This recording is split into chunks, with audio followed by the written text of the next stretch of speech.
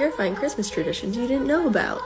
The legend of Frau Perchta comes from southern Germany and Austria and says that you have to have a tidy home by January 6th or she's gonna come get you.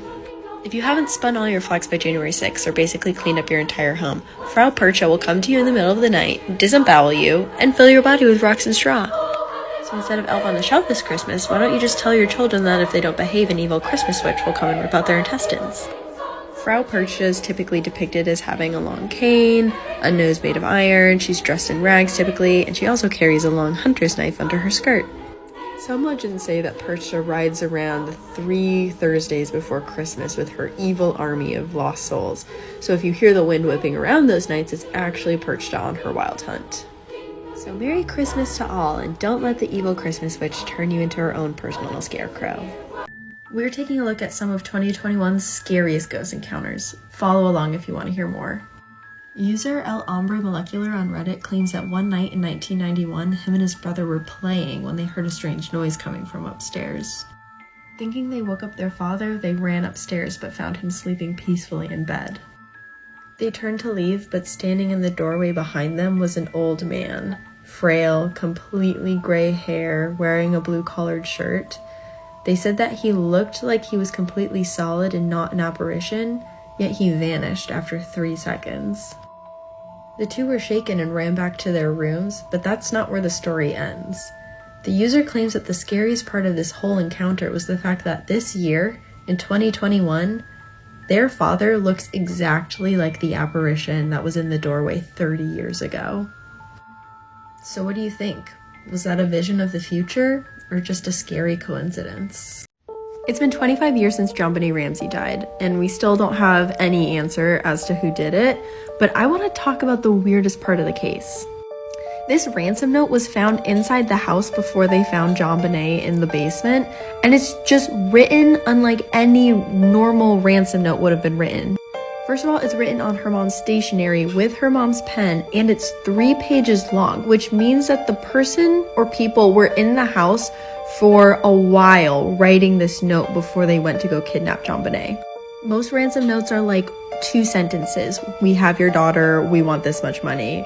Super to the point. But this one's really rambling and doesn't make a lot of sense. It also starts out with using "we are a group of individuals," but then by the end they're saying like, "I will call you tomorrow," like using I statements. So it's really unclear who actually is writing the letter. And then it's also asking for $118,000, which is a really low amount and a very specific amount of money, which kind of suggests that the person doing this knew the Ramsey family really well or had like a specific thing that they needed that exact amount of money for. One of the leading theories right now is that the parents actually wrote the note, that something maybe happened that night and JonBenet accidentally died. They freaked out and wrote a ransom note as if, it was some sort of botched home invasion. The note ultimately was not written in their handwriting, which police have, it's basically inconclusive, but they believe it was not written in their handwriting. So that theory doesn't really hold up, but it's still just really confusing as to who would have done that. It's been 25 years, and this is one of those cases we might never actually know what really happened. People have come forward and confessed, but they've always been not the person that did it.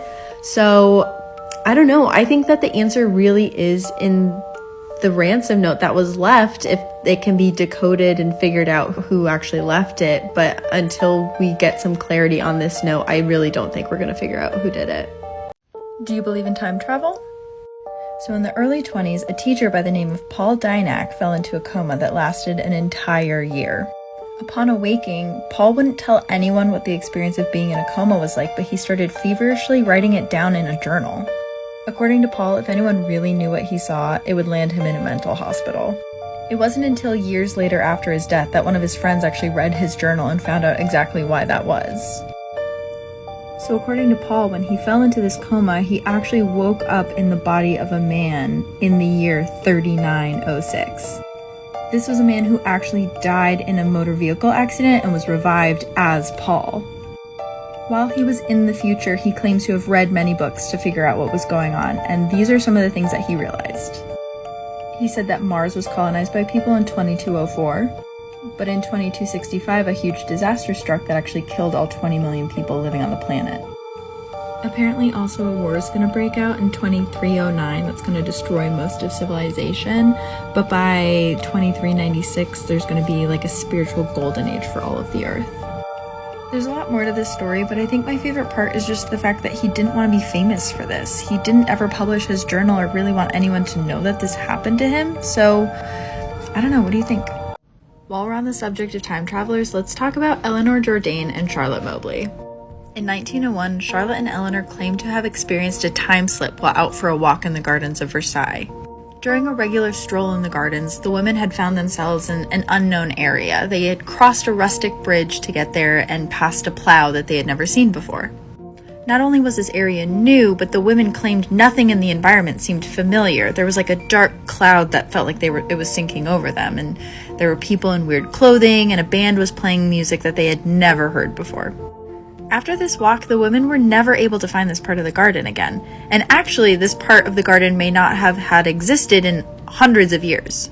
See, when they asked where the plow was, a groundskeeper told them that the plow had not been there since the French Revolution, when Louis XVI had sold it. And as for the old bridge they passed, that hadn't been there in over 100 years. See, that bridge was used by Marie Antoinette in the late 1700s. It had been demolished decades ago. One of the strangest parts of this story was that Charlotte actually saw a woman in the garden that day and was never able to identify who it was until a year later when she saw this portrait of Marie Antoinette. See, most portraits of Marie Antoinette show her with a much slimmer nose and a longer face, but one of Marie Antoinette's closest confidants actually said that this portrait was the one that looked the most like Marie. The two women published their story, and skeptics immediately came up with a bunch of reasons as to why this was untrue. From maybe there was a reenactment happening that day that the two women stumbled upon, to maybe they were hallucinating because of their lesbian tendencies. So yeah, obviously this one does seem like very hard to believe, but the idea of time slips are really interesting, and there actually might be something to them. What do you think? This photo is supposedly proof of time travel. This picture was taken in 1941 at a Canadian bridge opening, but a lot of people think that this guy right here looks way too modern to be of that time. I mean, to be fair, he does look like he plays backup guitar in Death Cab for Cutie. He has this cardigan over what looks like a graphic tee, and he's even wearing these like modern sunglasses and has this tiny little Kodak camera like every boy that hurt me in college. So did this guy enter a wormhole at a Father John Misty concert, or is he just a modern man of his time? Most signs point to the latter. So he's not really wearing a graphic tee, he's actually wearing a jersey for the Montreal Marooners, which was a hockey team from the 20s and 30s. His sunglasses seen here are also from the time, but they just weren't in fashion and not many people wore them. Referenced here by the fact that no one is wearing them. So he might not be a modern day hipster, but he is wearing a sports jersey ironically, and he didn't brush his hair, so I think he would still make you listen to his vinyl and then never call you back. Let's talk about that family in Kentucky that had completely blue skin. In 1975, Benjamin Stacy surprised doctors when he was born with entirely blue skin. No one really knew what was going on until his grandmother said that her grandmother was also completely blue, and that actually a lot of her family members had been blue. See, Benjamin was actually part of the Fugate family, which had the recessive gene which was able to flourish in his bloodline due to inbreeding. Unfortunately, throughout history, inbreeding has been fairly common, creating a lot of genetic traits that we actually know about today, such as this Habsburg jaw, which is a devastatingly protruding underbite that was really popular in the German-Austrian royal family. Inbreeding also may have helped hemophilia flourish, which is the inability to form blood clots, seen here starting with Queen Victoria, but then also winding up with Alexei in the Russian Tsar family at the early 1900s.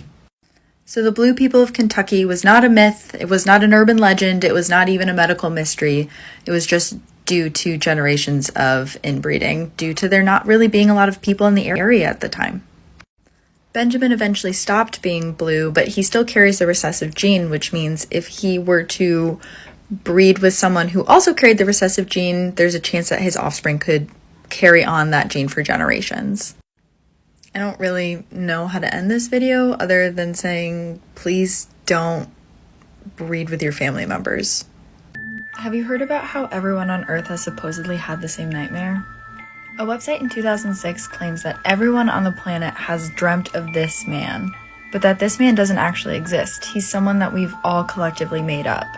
Andrea Nutella, the creator of the website, said that the man came to him in a dream and told him to make the website to help figure out his true identity.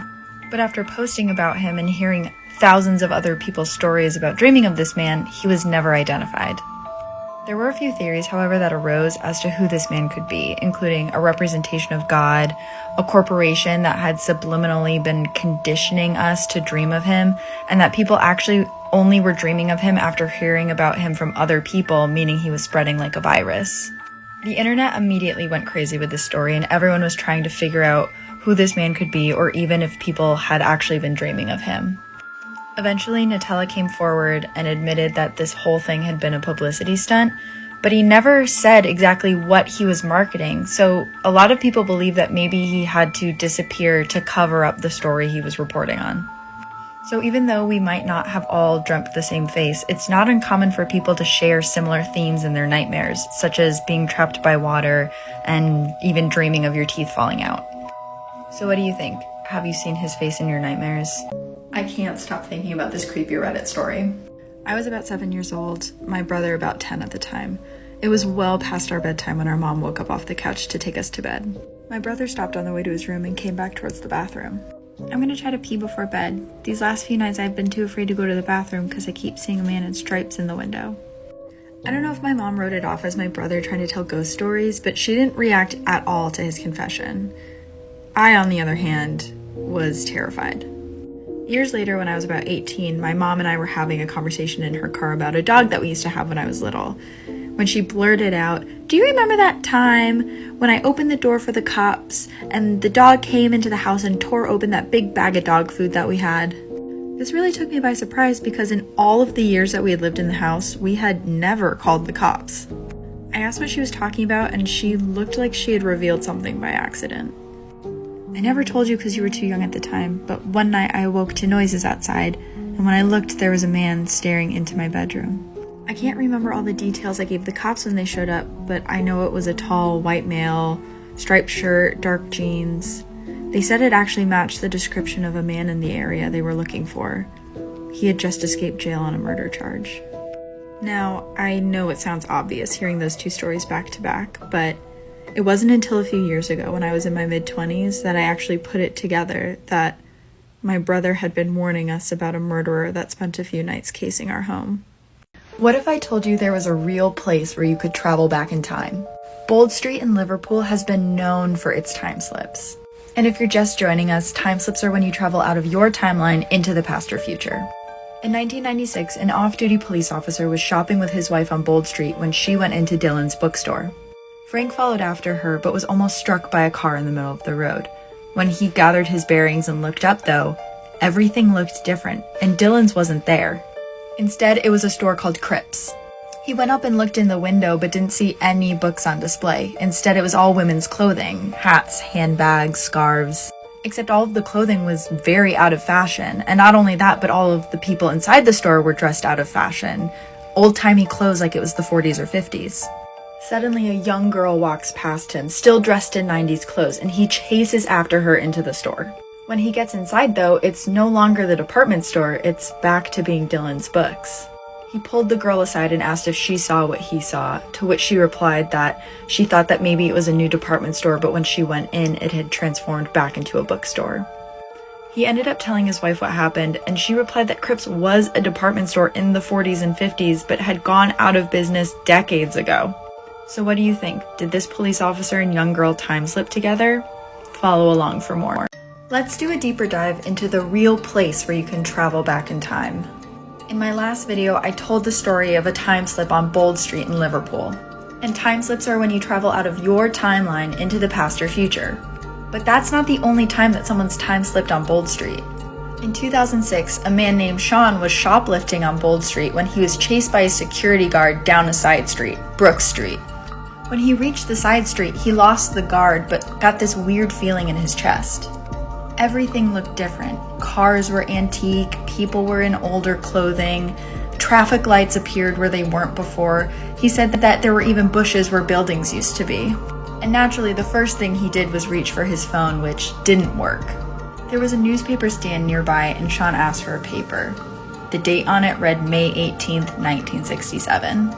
Sean freaked out and jumped on a bus, thinking that maybe he was just in the wrong place, and that's when everything kind of changed back into his timeline. The story goes that later on, when interviewed by a local newspaper, the guard that chased Sean mentioned he watched him disappear into thin air. One person mentioned that these time slips started happening after the Underground Railway was put in Liverpool, and that none of the time slips bring people back to before the railway was built. Could high voltage rails cause people to switch timelines momentarily? What do you think? Follow along for more. So some people believe that there's a portal to another dimension in Washington. In 1997, a man by the name of Mel Waters called into the Coast to Coast radio show claiming that he had a hole in his backyard that was 80,000 feet deep, and supernatural things were starting to happen. For context, the deepest mine shaft in the world is only 13,000 feet deep, and 80,000 feet is 15 miles deep. Mel claimed that during the day, a black beam like this one would shoot out of the hole into the sky. He also said that a neighbor dumped his dead dog's body into the hole, and the next day, the dog was outside alive. This is where it gets kind of weird though. So Mel's property was right next to the Yakima Training Center, which is a military base. And shortly after that first phone call, Mel claimed that the government tried to silence him and pay him out so he would never talk about this hole ever again. And then later, a satellite photo was taken of where Mel's property supposedly was, but it was completely blotted out with this big white square. Though it's been long searched for, no one's been able to find the actual location of this hole. But many people in Washington are convinced it exists and have dedicated lots of time and energy to finding it. This is actually a clip from the phone call. I've got Mel on the line. Mel's the guy with the never-ending hole. Right now I'm in a little town called Ellensburg. Oh, I know Ellensburg. Oh, you really think you've got 80,000? Yes, yeah, I get line in 5,000 yard spools. I've gone through that many. As usual, I brought the dogs with me. They wouldn't go anywhere near the damn thing, and if I try to bring them there on a leash, they'll just dig their feet in. They do not want to go anywhere near the hole. So what do you think? Follow along for more. So some people believe we live in a simulation, and that simulation sometimes glitches. We're talking about all sorts of strange and spooky stuff over here, so make sure you follow along. This story comes from Reddit user Feisty89, who was recommended a therapist by a doctor for some trauma they were experiencing.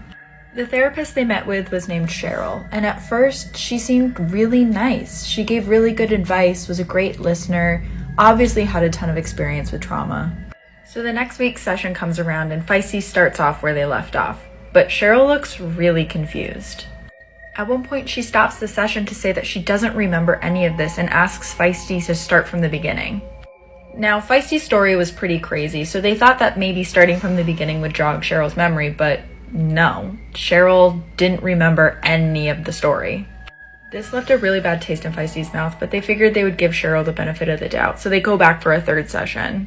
Except when they get there, Cheryl's office isn't there. The door was locked, the lights were out, Cheryl's name was even removed from the door.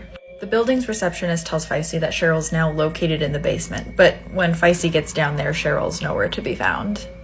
In a last-ditch effort, Feisty calls Cheryl and leaves a voicemail, and when Cheryl calls back, she said that she didn't have any appointments that day, and that Feisty wasn't a patient. She had no idea who they were. So what could have caused a person to be completely wiped from someone's memory? Was it a glitch in the Matrix, or was Cheryl just hiding something? Would you believe that everything you've ever done or will do has been recorded by the universe and lives in a kind of library somewhere? And not only that, but with the right training, anyone can access this library and read your records. These are the Akashic records, and during the early 1900s, psychic Edgar Cayce swore that he could access these records for anyone during hypnosis. Edgar has a really crazy life story in general. As a child, he could read an entire book just by falling asleep on it, and he even predicted the day he was gonna die. But for now, I want to tell the story of him and his wife. So in 1910, Gertrude, Edgar's wife, was told by a doctor she had 1 week to live. She had tuberculosis, which back then was a death sentence for so many people. Her brother had also recently died of the disease. But Gertrude knew that Edgar had a talent for reading the Akashic records, and this was really early in Edgar's life. He hadn't done readings for anyone yet. She begged him to do a reading for her, but he was terrified. What if he saw something he didn't want to see? Like, what if there was no hope for Gertrude? But it was actually the exact opposite. Edgar was hypnotized, and in that hypnosis, he was able to do a reading for Gertrude where he found a specific cure for her tuberculosis. He suggested a mixture of bathing in sea salt, doing exercises with her arms above her head, and keeping her digestive tract completely flushed. And it worked. Gertrude was completely cured.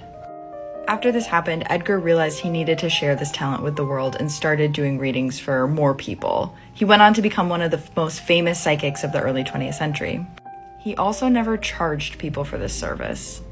So if you're like me and you're also looking for a little bit of psychic guidance, I would personally recommend Psychic Visions by Amethyst to start your year off. Wait, so I'm kind of freaking out right now. So a lot of people have been commenting that in one of my videos that I posted a few months ago, they can see a ghost. And I just went back and looked. And you have to see this. I love being home for the holidays in New England because everything just looks haunted all the time. Everything here is just haunted. If you can't see it, go back and look. But in the window, in the left-hand window, like there's definitely something there. I'm convinced of it. So there's an Area 51 in New York that no one talks about. Except for me. I'm so excited to talk about this one. Thompson Park in Watertown, New York has been known for its, quote, vortex for a long time. People have been known to mysteriously transport to different parts of the park. Some people even say that their loved ones have gone missing, and when they've found them, they're all disoriented, dizzy, confused. Other people have been known to lose track of time and say they have hours in the park that they can't account for. The story actually came to me from Instagram, where a user said that years ago she was in the park with her boyfriend and his family, and the two of them just went for a walk. According to her, they were gone for maybe 20 minutes, but when they returned, her boyfriend's family was furious with them. It turns out they had actually been gone for 2 hours, to the point where the boyfriend's family went searching in the park for them, even calling out their name, but neither of them heard the people searching for them. Paranormal investigators have also found that there's a high level of electromagnetic field in the park, but some people just chalk it up to there being mineral deposits in the area.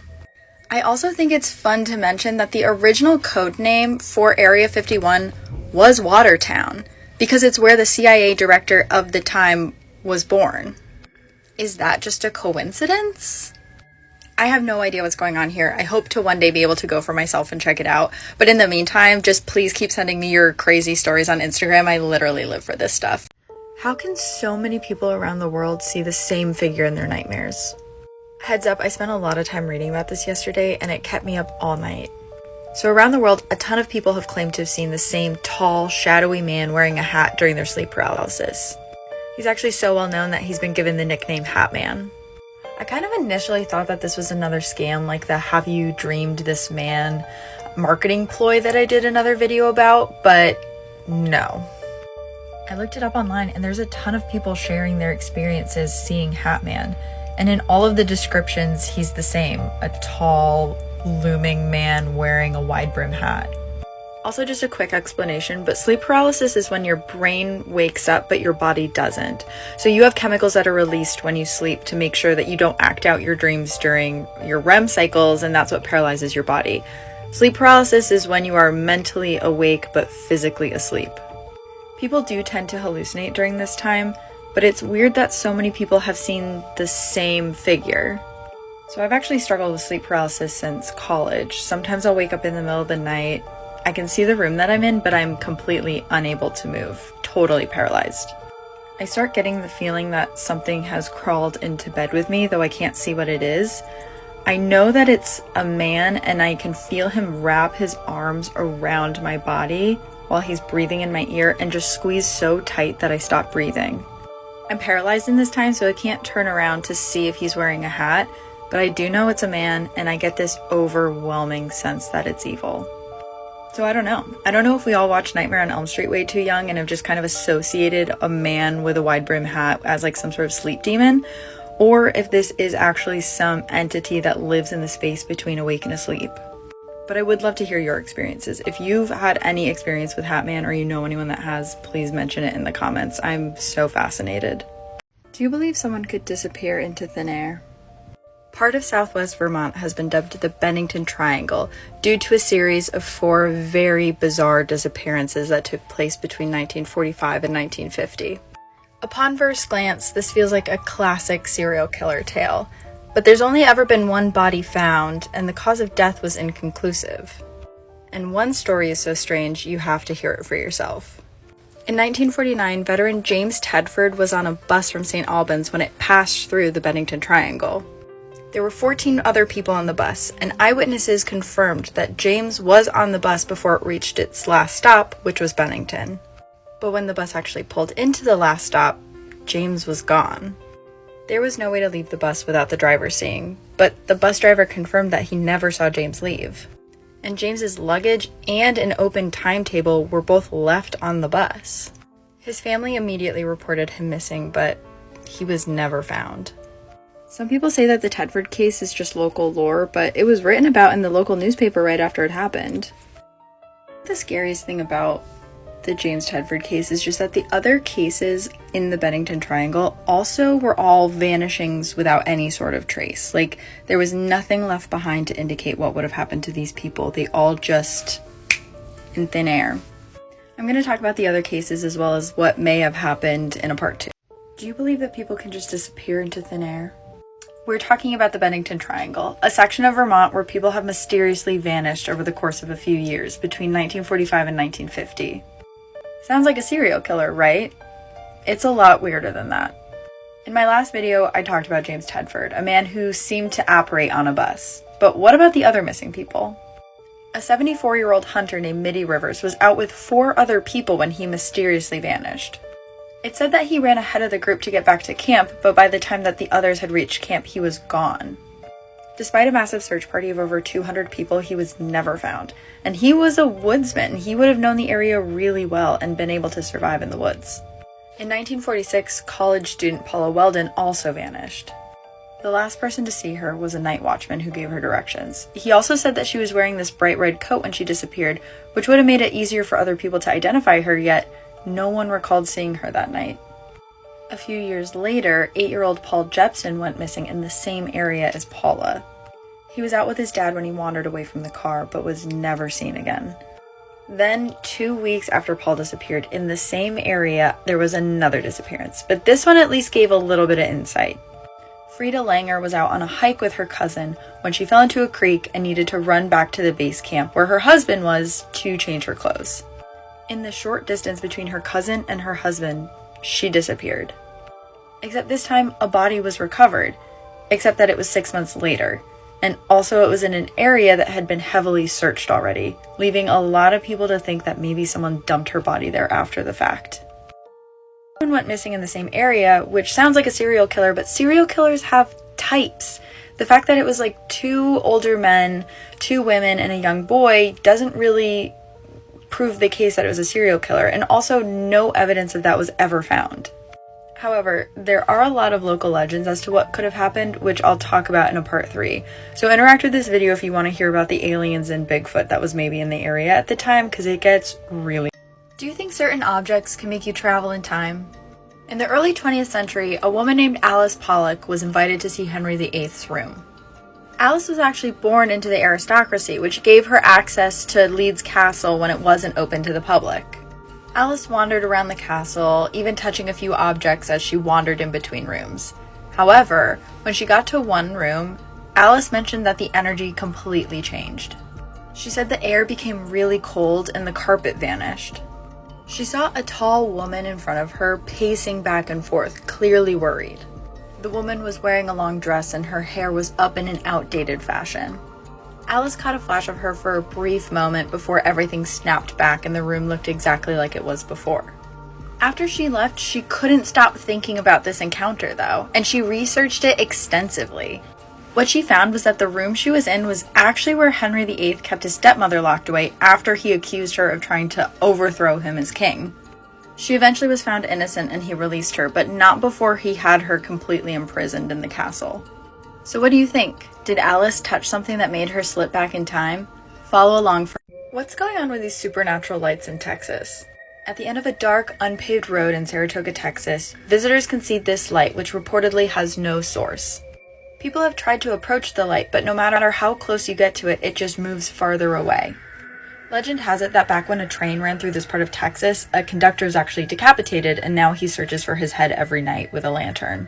Many visitors have seen the light and even caught it on camera, but no one knows where it comes from. So what do you think? What could it be?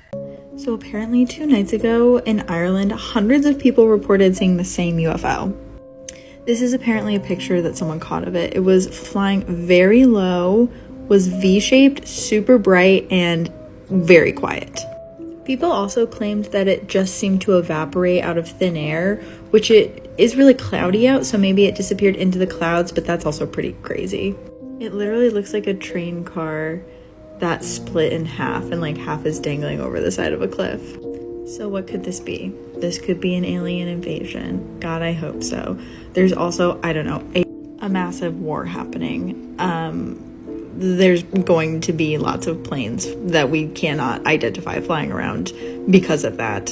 If anyone has more information on this, please drop it in the comments or shoot me an email because I am fascinated. Look at this tree. It kind of looks like it's walking away on its own. So someone sent me this video of a potential skinwalker in the woods, and wait till you see this next part because it's so much worse. Watch this tree right in the middle. Watch, wait for it. Like, it looks like it's just walking away.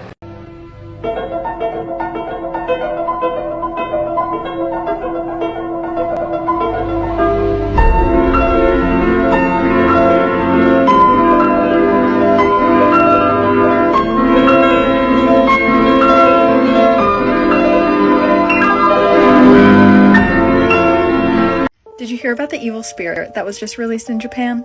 So legend has it that this rock contained the evil spirit of this beautiful woman 1,000 years ago who was contacted by a warlord to kill the emperor. Her true form, however, was that of a 9-tailed fox seen here, and her spirit was supposed to be trapped inside of this 1,000-year-old piece of lava. That, however, was until this weekend when a hiker noticed that the piece of lava actually had split in half, sending many people in Japan into a total tailspin. So what do you think? Has an evil spirit been unleashed onto the world? I guess we'll find out in the next coming weeks. Okay, so this is something absolutely terrifying that was just caught on camera in Mexico. So I have no idea what's happening here. This thing floats down from a little hill into this like parking lot, and then these dogs just start losing their mind at it. Here's like a closer look. So it's floating down, the dogs come out, they're freaking out, which is always a bad sign, and then it just starts gliding away to the side of the parking lot. It kind of looks like someone hunched over, or maybe like a person with a small child, and then it goes over this little blip and turns into this like form. What is happening? Apparition caught on camera in Mexico.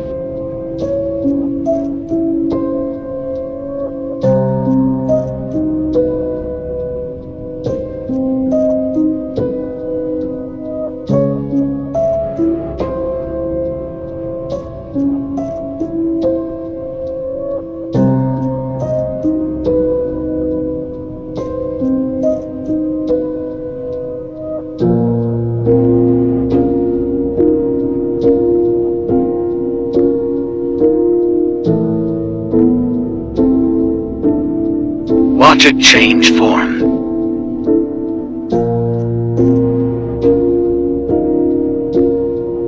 What would you do if someone offered you a magic potion that would cure all of your ails? But the price for that potion was your life. This is the story of Eben Byers, a wealthy socialite from the 1920s. Eben was on a train in 1927 when he fell from his sleeping bunk and severely injured his arm. Fearing he'd never be able to play golf again, Eben went to many different doctors, but no one was able to help. That is, until he met a doctor that prescribed him Radithor. In the 1920s, Radithor was known for its magical qualities. Eben's arm pain went away immediately, and he started feeling amazing. So amazing that Eben was reportedly drinking 3 vials a day. This continued for 3 years, and Eben drank over 1,400 vials of Radithor. But then, one day, all of the medicinal effects of Radithor stopped. Not only that, but a lot of Eben's bones started breaking, and he was losing weight rapidly. This is when Eben learned that the doctor he saw was not a doctor. He was a failed med student and a peddler of pseudoscience. Also, Radithor wasn't magic. It was just tap water spiked with radiation. For those of you that don't know, radium, when ingested, gathers in your bones and starts destroying them from the inside. By the time Eben learned this, he had drank 3 times the lethal dose. Eben's bones continued to break, and by the end of his life, his entire jaw needed to be removed. Reports even say that holes were starting to form in his head. So let it be known, if it sounds too good to be true, it might just be radiation poisoning. So I can't tell if these posters that have been popping up around LA are nonsense or terrifying. So this is the first one that someone sent me, and it's basically saying don't be a scoundrel in the park, which is fine, but the grammar is insane, and it starts talking about this man in a rubber face that's gonna come get you. And then this one starts being a little more threatening. It's still talking about like not littering in the park, great, but then also if you're acting like a macho type, you will be got by a man in a rubber kind of face, which that starts to get a little scary. And then this third one starts talking about being buried alive by police. And I'm very confused, and it's still written in like crazy grammar, so I can't tell if this is someone who just is having an episode and wrote these posters, or like if this is kind of terrifying. This is one of the most bizarre missing children cases I've ever heard. So in 1928, Christine Collins' 9-year-old son Walter went missing near his home in Los Angeles. At the time, there was a serial killer named the Fox kidnapping and killing children in the area, so when Walter went missing, the public was like really freaked out. And because of that, the Los Angeles police wanted to find Walter and tie up the case really quickly to put everyone back at ease. 5 months later, Walter is miraculously found in Illinois. The police arranged for a public reunion, but when Christine got there, she insisted that the boy was not Walter, not her son. She tried to tell the police and they told her to try the boy out. Christine kept insisting that the boy was not her son, so much so that LAPD had her committed to a mental institution. You know, rather than admit they were wrong. Also, back in the day, mental institutions were like CBD for women.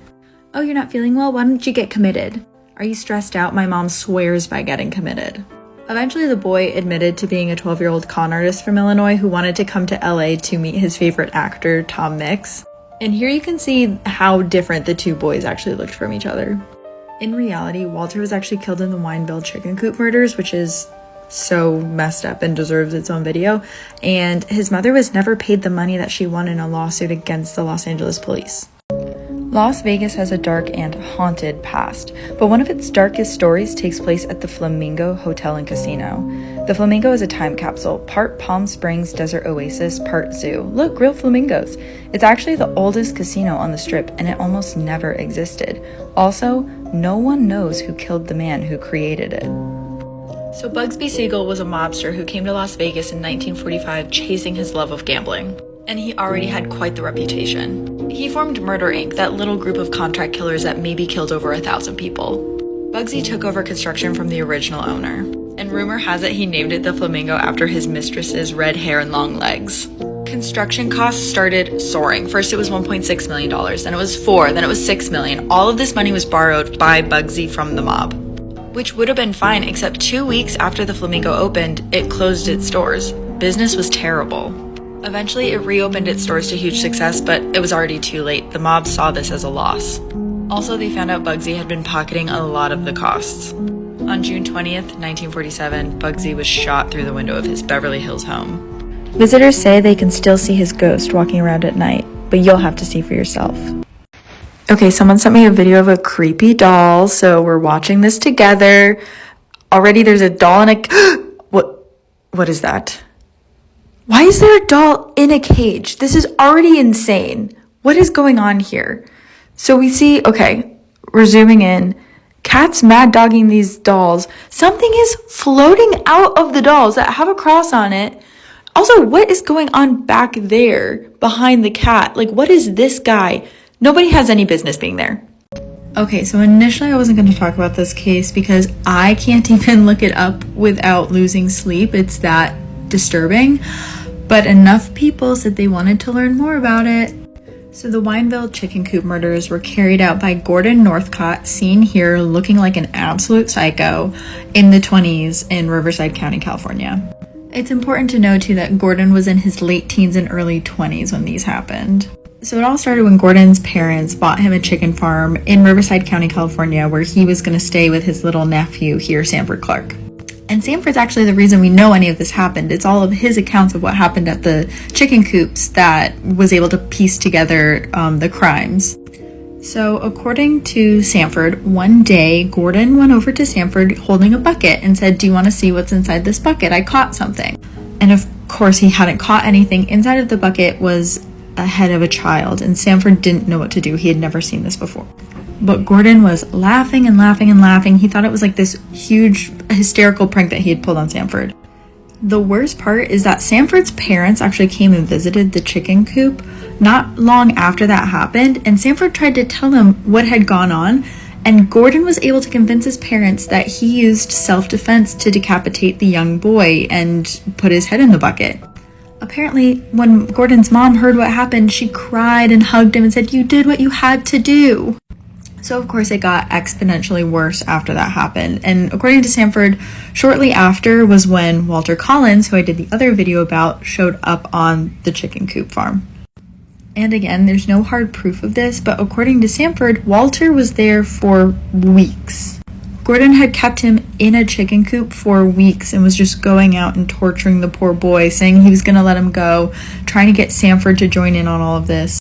And again, Gordon's parents come and visit, and Sanford takes them out to the chicken coop and shows them Walter. And Gordon's mother says, "Well, we can't take the boy back now. They'll know it was us who took him, so we have to just dispose of him." And Gordon and his mom, including Sanford because they made him, disposed of Walter Collins. When all was said and done, Gordon potentially killed up to 20 boys on the farm. But not our boy Sanford. He was able to escape, and it's actually because someone called to do a welfare check on him that the cops even found out what was going on in the chicken coop in general.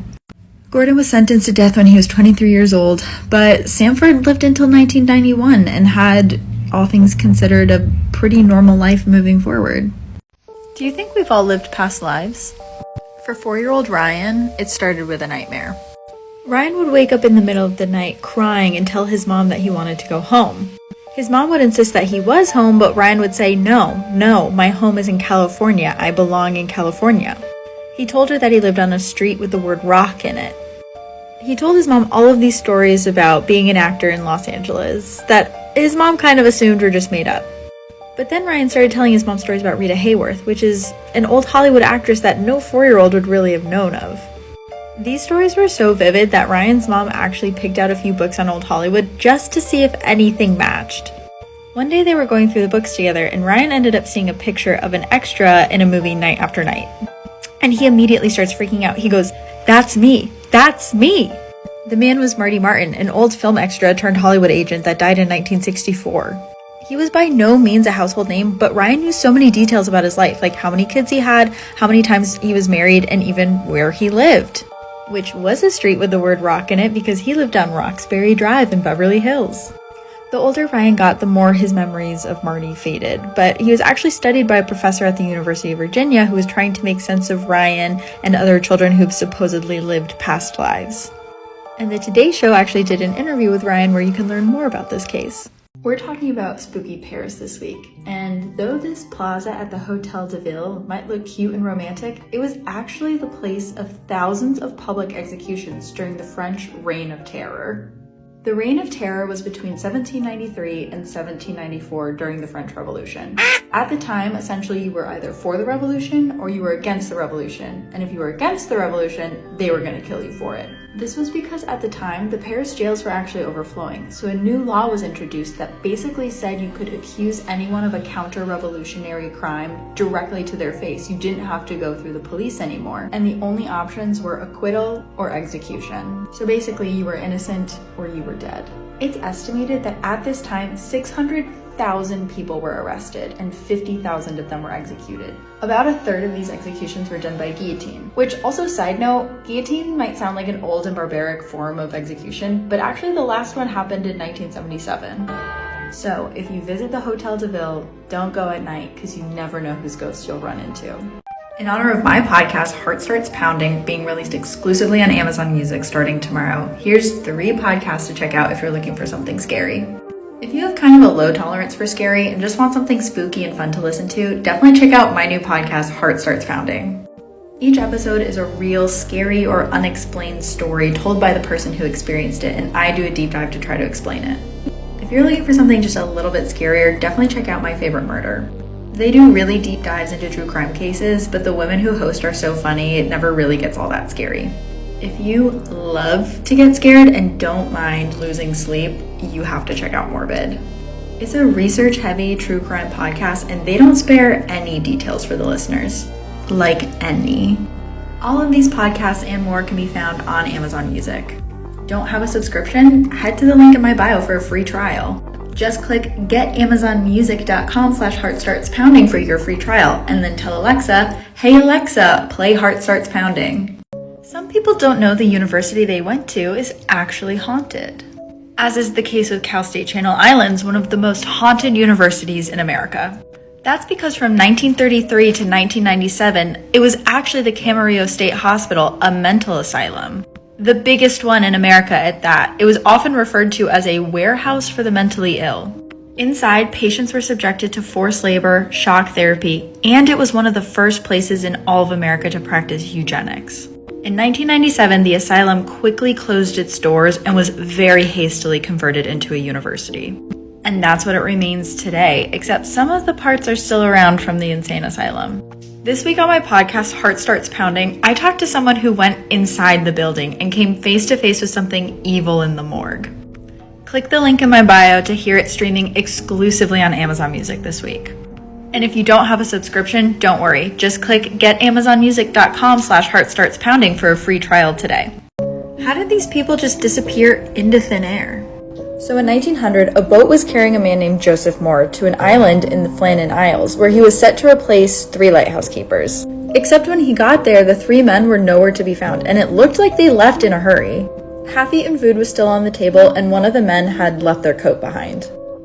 Interesting to note that the kitchen clock had also stopped working. After a full investigation, the men were never found, but a captain's log was retrieved. The men had actually written about a storm 3 days prior, but no one else in the area had reported there being a storm. They also mentioned in the log that the storm had passed, so that wouldn't have been the cause of their deaths. But the log had other concerning information in it, like the fact that their mental health was starting to deteriorate. But there was no sign of struggle, no sign of foul play, just an empty lighthouse. It's been 120 years and no sign of the men has ever been found. The leading theory is that a wave had swept them away, but at the time the sea was calm. And it's kind of hard to believe that 3 expert lighthousemen were swept away in a wave. We'll probably never know what happened. H.H. Holmes might be one of the most prolific serial killers in American history. But how did he get away with killing for so long? Holmes had actually built a hotel for travelers visiting the 1893 Chicago World's Fair. And he carefully constructed it to be able to conceal his dark intentions with his guests. See, Holmes had a large vault in the middle of his hotel, and he would trick women to go inside by asking them to grab him some papers. He would then pump gas into the vault to asphyxiate them. There were also stairs and hallways that went to nowhere, giving the hotel a maze-like feel. Holmes targeted women just in town for the weekend, knowing no one would look for them. Holmes confessed to 27 murders, but historians are convinced that there's more. Victims included 3 mistresses, the child of a mistress, and all 3 of his business partner's kids. I think these people captured a ghost in their live photo. So here we are, everything's looking normal, but then when you press it, what is that? I'll show it again in slow motion, but look, behind this boy, it's something on all fours. It feels demonic. There's something there. A body was just found in a barrel in Lake Mead dating back 40 years, and it's believed we're gonna find a lot more. The lake is having the worst drought in 1,200 years, and so when this body was originally dumped, it could have been under 200 feet of water. For reference, Lake Mead is just outside of Las Vegas, meaning that it has been a dumping ground for mob activity for decades. Around the time the body was dumped, the most prevalent gang in Las Vegas was actually the Hole in the Wall gang, led by Frank Culata. Frank actually died in 2020, so if his gang was responsible for this death, we may never know. The police think that the body was dumped in the 70s or early 80s, and that the person died from a gunshot wound before being placed in the barrel. They were actually able to date the body because they found Kmart shoes sold around that time inside of the barrel. According to police reports, about 1 or 2 bodies are found per year inside of Lake Mead, so if this is drying up this fast, we might be about to find a lot more.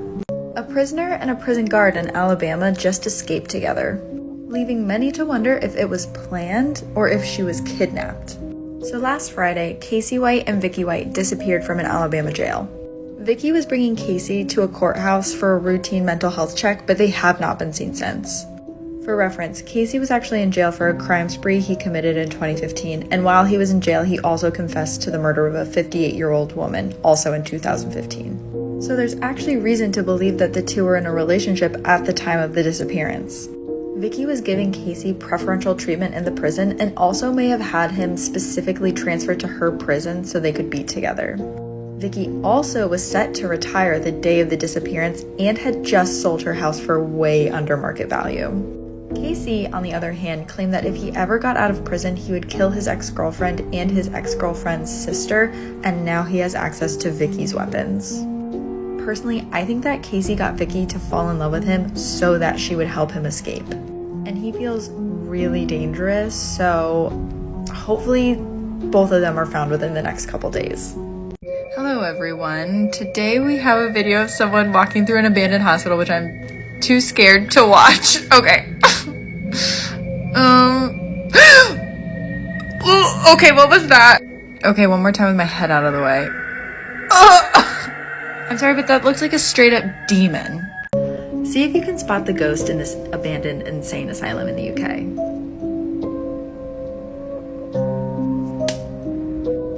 One more time in case you missed it. Oh my god. At first I thought maybe they got one of their friends to go in and pretend, but that looks ghostly. Hi dolls, welcome back to the series Celebrities You Didn't Know Were Kidnapped. Today we're going to be talking about the bizarre kidnapping of Frank Sinatra's son, Frank Sinatra Jr.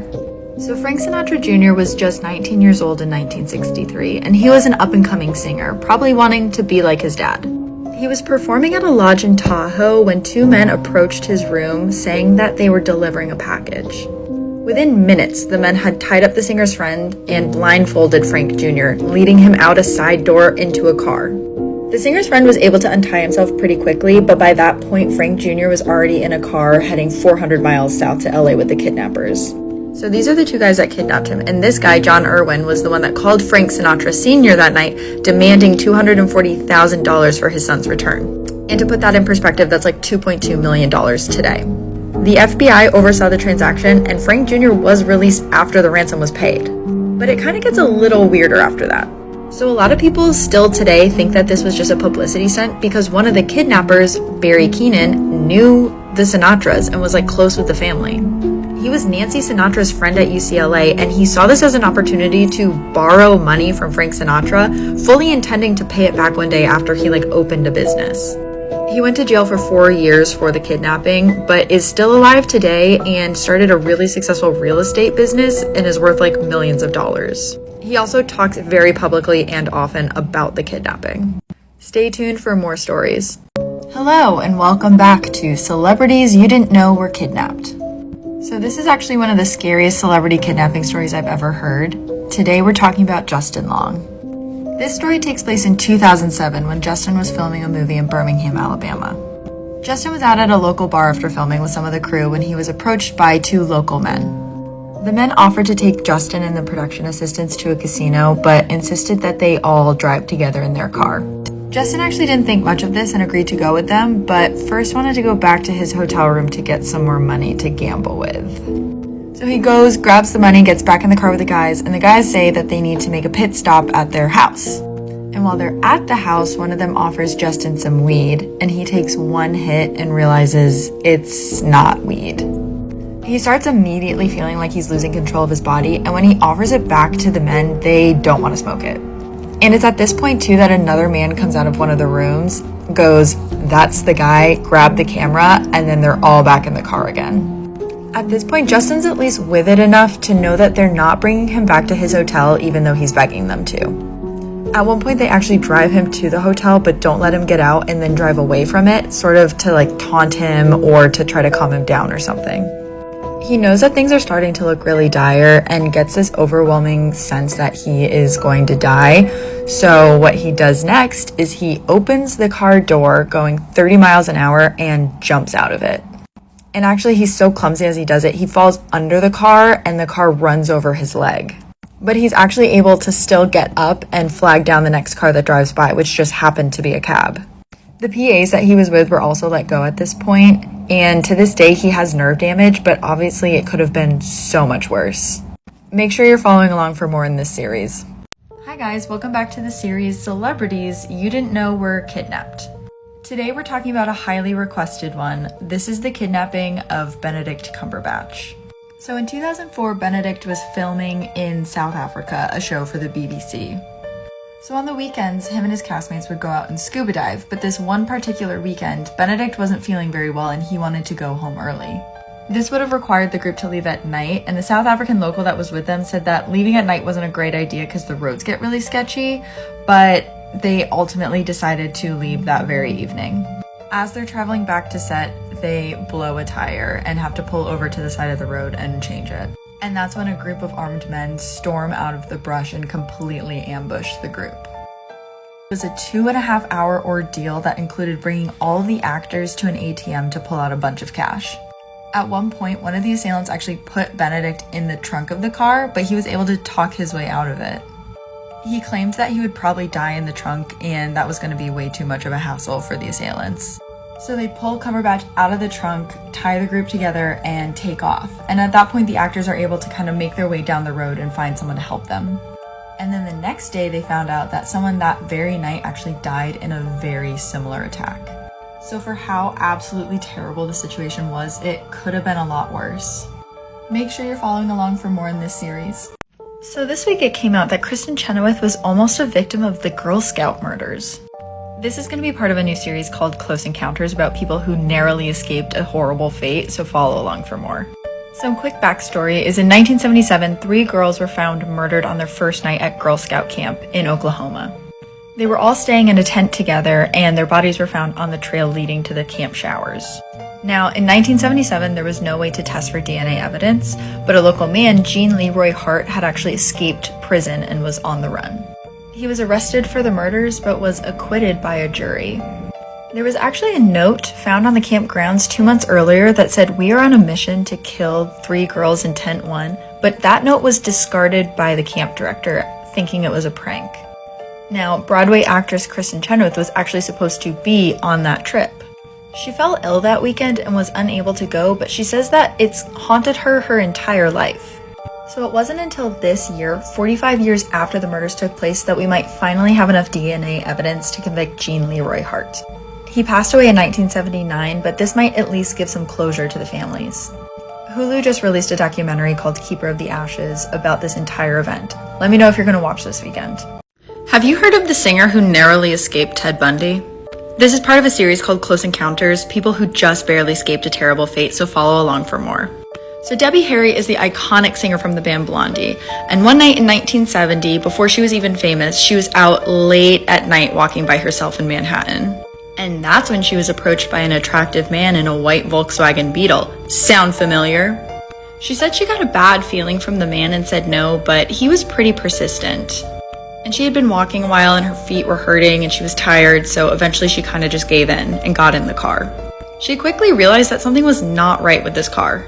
The backseat had no window cranks and no handles, like there was no way for her to get out of the car. She starts panicking, but she has the wherewithal to reach her arm out of the open window and open the car door from the outside. But the man driving sees her do this, so he speeds up and takes a really sharp corner, throwing her out of the car onto the street. Years later, during the Ted Bundy trial, Debbie Harry was watching TV and immediately recognized him. Some people are skeptical and say that Ted Bundy might have been in Florida when Debbie reported seeing him, but all of these years, Debbie has remained steadfast in the fact that it was definitely him that picked her up, and all of the details she has noted about the car have been spot on.